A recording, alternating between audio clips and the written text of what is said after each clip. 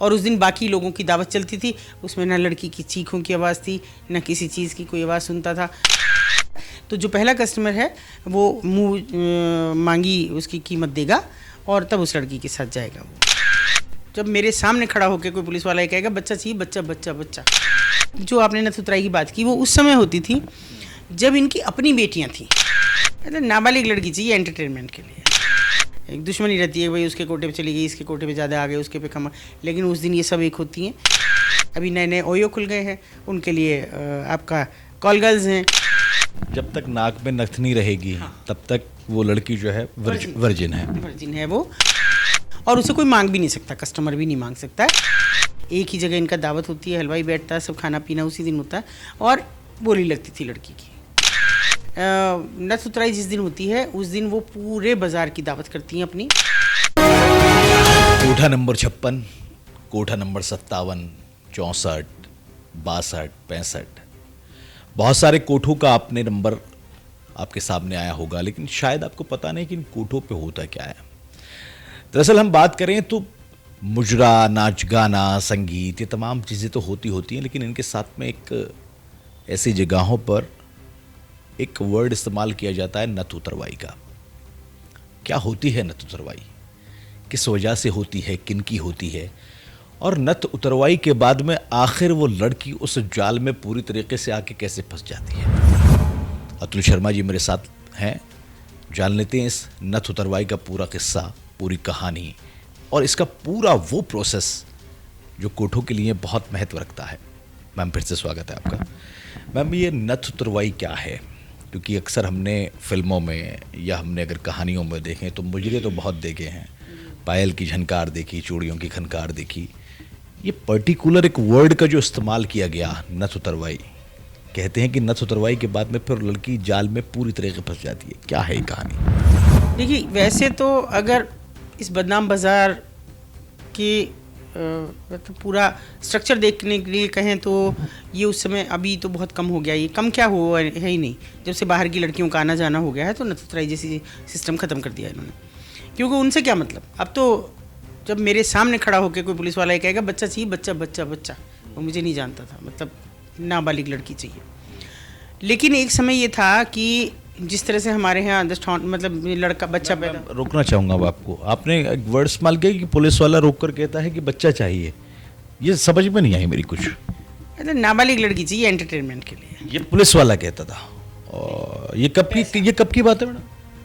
ये तो अक्सर एक बार हो गई थी ऐसी, मेरी झड़प हो गई थी 15 साल की, और उन्हें पता नहीं था कि मुझे जानते नहीं थे और उम्र दराज दरोगा जी थे, तो उसने मुझे इशारा किया, उस महिला ने मेरे से वो क्लिप खो गई कहीं, उसकी बनाई थी पूरी, और मेरे किसी फ़ोन में रह गई, फ़ोन टूट टाट गया, तो वो बराबर ये कह रहे थे यार बच्चा बच्चा चाहिए, नहीं तो देख ले तेरा क्या हाल करूँगा आके, फिर कोटा वोटा सब बंद करा दूँगा। कोठे पे जो बैठे होते हैं उनसे कह रहे थे? अच्छा, वो कोठे पे जो बैठी रहती है महिलाएं जो पूरे कोठे को चलाती हैं उनसे कह रहे थे, तो क्योंकि वसूली के लिए आते हैं ना, तो वसूली के लिए तो कहते बच्चा चाहिए, बच्चा बच्चा, और उम्र दराज आदमी थे, और क्या कहूँ कि बहुत नज़दीक के थे, आसपास के रिटायरमेंट के नज़दीक थे, तो होम डिस्ट्रिक्ट मिला हुआ था। बहुत शर्मनाक बात थी। और जब हमने उन्हें थाने में पकड़ के मैंने उनको सुनाया दुनिया भर का, बहन जी सबके सामने मत कहो, सबके सामने मत कहो, अरे मैंने तो ऐसे ही कह दिया था, मजाक में कह दिया था, मजाक में। मैंने कहा ये मजाक है? तो वो जो आपने नथुतराई की बात की वो उस समय होती थी जब इनकी अपनी बेटियाँ थीं। मतलब ये मात्र सत्तात्मक परिवार हैं, नानी है, नानी से माँ है, माँ से बेटी है, वहाँ दादी और ऐसा कोई बुआ जैसा सिस्टम होता नहीं है। तो जब वो लड़की, जब तक उसकी नाक में एक रिंग रहती थी, लड़कियाँ पहनती हैं नाक में बाली जैसे, तो वो बाली पहना के रखती थी वो, जब तक ये है तो उस लड़की की तरफ कोई नज़र नहीं उठा के देखेगा, कोई कस्टमर मांगे भी तब भी नहीं, कोई मतलब नहीं है उसका, क्योंकि उसको जब तक वो रस्म ना हो जाए, जैसे हमारे यहाँ बच्चा पैदा हो उसका हम फिर जैसे टर्न करेंगे और पार्टी करेंगे, कुछ करेंगे, इस तरह का उनके यहाँ होता है। केवल नथ उतराई जिस दिन होती है उस दिन वो पूरे बाज़ार की दावत करती हैं अपनी। वैसे तो इनमें बड़ा बिजनेस राइवलरी रहती है, एक दुश्मनी रहती है, भाई उसके कोटे पे चली गई, इसके कोटे पे ज़्यादा आ गए, उसके पे कम, लेकिन उस दिन ये सब एक होती हैं, एक ही जगह इनका दावत होती है, हलवाई बैठता है, सब खाना पीना उसी दिन होता है, और बोली लगती थी लड़की की। हाँ, बोली लगती थी। देखिए, फिल्मों में और यहाँ धरती आसमान का अंतर है। वो एक सुनी सुनाई कहानी और अपने से बनाया हुआ कुछ उसमें एंटरटेनमेंट डाला हुआ होता है, फिक्शन। सच्चाई ये है कि वो इतना खतरनाक दिन होता था, लेकिन वो इतना इस कदर प्रिपेयर की जाती थी लड़कियाँ, इस कदर प्रिपेयर की जाती थी कि वो उनको इससे फ़र्क नहीं पड़ता था, वो उनकी अपनी बेटियाँ थीं। और ये जो नई लड़कियाँ आनी शुरू हुई, ये कैसे इस बात के लिए तैयार हो जाती, ना ये उसको नथ डालेंगी, इनको क्या, इनको तो जैसे आई लड़की तो चलो अभी से ये धंधा शुरू करो। तो वो उस दिन उनका सब कुछ होता था, एक आदमी उसके लिए पैसा खर्च करता था। अब ना वो सेठ रहे कि जो वहाँ जाके पैसा खर्च करें, एंटरटेनमेंट के लिए बहुत सारी जगह हैं उनके, अभी नए नए ओयो खुल गए हैं उनके लिए, आपका कॉल गर्ल्स हैं, तो उनको जब अच्छा खासा जगह मिल जाए होटल चले जाएंगे वो किसी को लेके, वहाँ गंदगी में क्यों जाएंगे। मतलब जब तक नाक में नथनी रहेगी तब तक वो लड़की जो है वर्जिन है वो, और उसे कोई मांग भी नहीं सकता, कस्टमर भी नहीं मांग सकता है। तो जो पहला कस्टमर है वो मुंह मांगी उसकी कीमत देगा और तब उस लड़की के साथ जाएगा।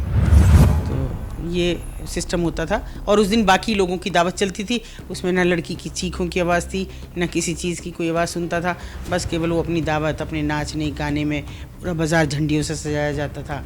ये तो सब हमारी याद में ही है कि झंडियों से बाजार से सज रहा है, जो उस कमरे पे है ये ना तो। लेकिन वो धीरे धीरे जो ये मनोरंजन के नए साधन आए, जिनमें वहाँ लड़कियों का कोई महत्व रहा नहीं, तो उसके बाद ही नथ उतराई जैसे नथ उतरवाई एक बार हो गई, बोली लग गई, पैसा जो है वो दिखा दिया गया, फिर उसके बाद में वो लड़की कहीं पर भी मतलब किसी कस्टमर और के साथ में जा सकती। हाँ, फिर वो बस किसी के भी साथ जाए, वो तो सिर्फ पहली बार के लिए, एक दिन के लिए, वो एक दिन के लिए है केवल।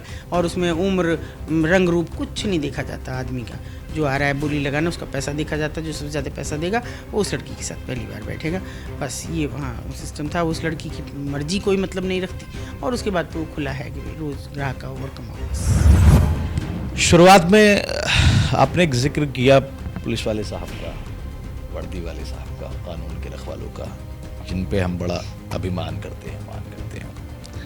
मैं कहीं पढ़ रहा था, शायद आपको ही मैंने पढ़ा, तो आपने कहा कि पोस्टिंग के लिए 25 से 30 लाख रुपए लोग यहाँ पर देते थे पुलिस वाले। क्या माजरा है मैम? देखिए, कमाई है वहाँ पे, आसानी से वो थाने मिलते नहीं हैं। जब तक वो पैसा ना चला जाए तब तक उनको थाना नहीं मिलेगा, दूसरों को मिलता रहेगा। और जब वो 25-30 लाख रुपए दे के आएंगे तो पहले 25-30 लाख कमाएंगे, है ना, उसके बाद वो कुछ और करेंगे। करना उन्हें कुछ नहीं है वहाँ, तो लॉ एंड ऑर्डर तो कोई पालन उनको करना नहीं है।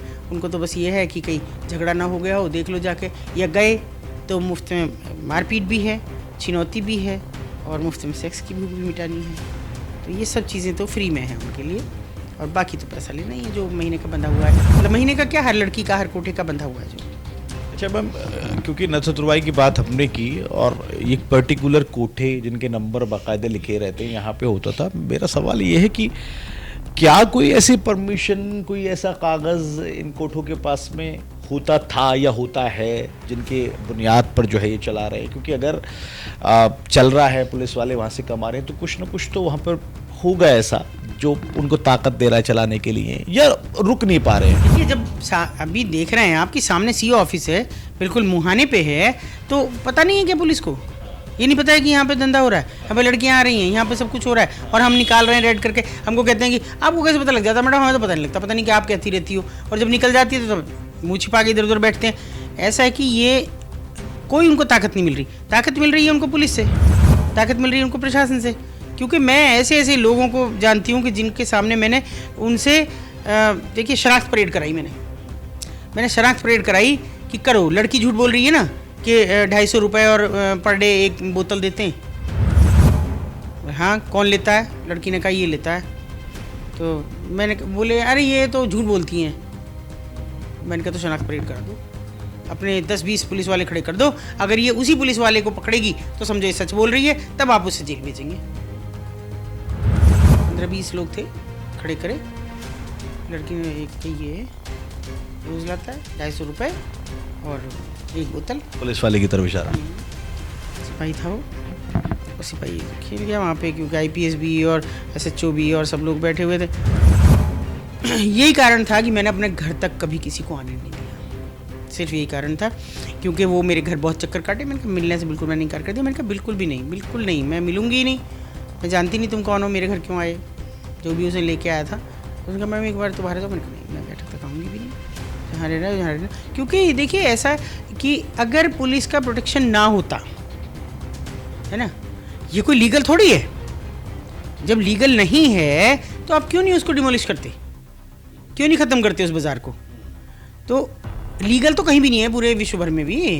ये तो आपके जो नए नए कंट्रीज़ हैं इनमें तो अलग बात है कि भाई बैंकॉक है या भूटान है, ये इस तरह के देश हैं कुछ, लेकिन अपने यहाँ तो कैसा भी नहीं है। फिर क्यों?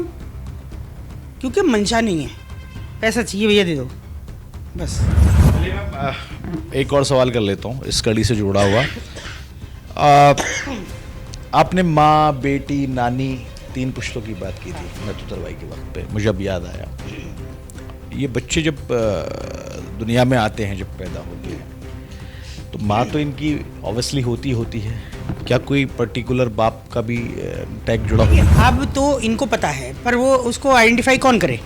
अब तो इनको पता है, क्योंकि हम तो पिछले 20 साल में हमने कितने कंडोम्स इनको बांटे होंगे। मैं क्या इसकी सच्चाई कहूँ आपसे, मुझे कहने में शर्म आ रही है। पुलिस एक तरफ तो प्रशासन कहता है, सरकार कहती है कि लीगल नहीं है, पूरी दुनिया में लीगल नहीं है।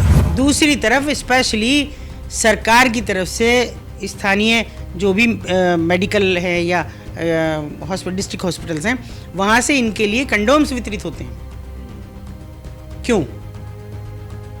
सोच के देखो कि क्यों फिर इनके लिए कंडोम क्यों आए, कि ये कंडोम जाने जी वहाँ भी बंटवाओ इनको, तो बांट के आते हैं लोग।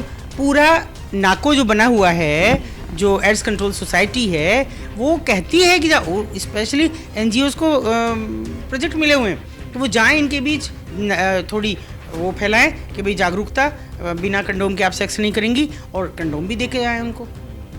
तो इसका मतलब आप तो लीगल कर रहे हैं ना।